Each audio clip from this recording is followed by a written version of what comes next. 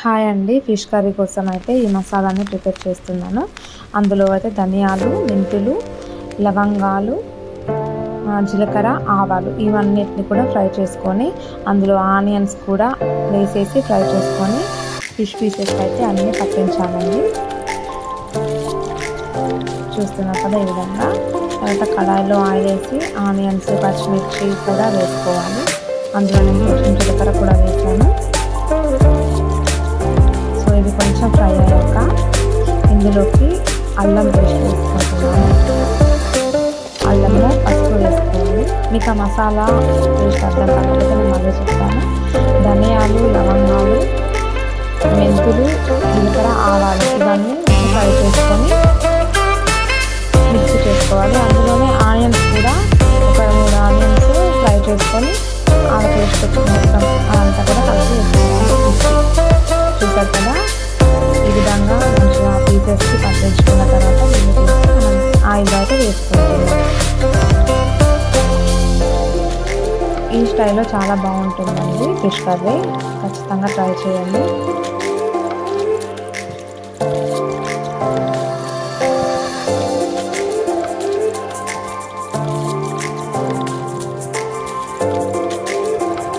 చూస్తున్నారు కదా, ఏదైనా మంచిగా ఆయిల్ అయితే కొంచెం ఫ్రై చేసుకోవాలి.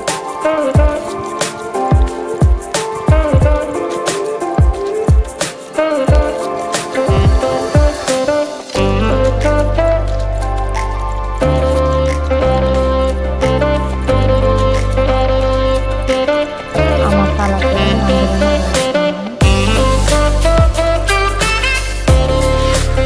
ఫిష్ కర్రీని ఎప్పుడైనా మనం గడ్డతో అయితే కలపకూడదు. కొంచెం అలానే అడ్జస్ట్ చేస్తున్నాం. కానీ గడ్డతో మొత్తం ఇలా కలిపామంటే అది పీసెస్గా చినిగిపోతాయి. సో ఈ విధంగా తిప్పుతూ కలుపుకోవాలి. అప్పుడైతే మనకి ఫిష్ అనేది అలానే ఉంటుంది. ఫిష్ అనేది చూడండి, మంచిగా ఆయిల్ అంతా పైకి తేలేదాకా మనం వాటిని ఫ్రై చేసుకోవాలి, తిప్పుతూ ఉండాలి.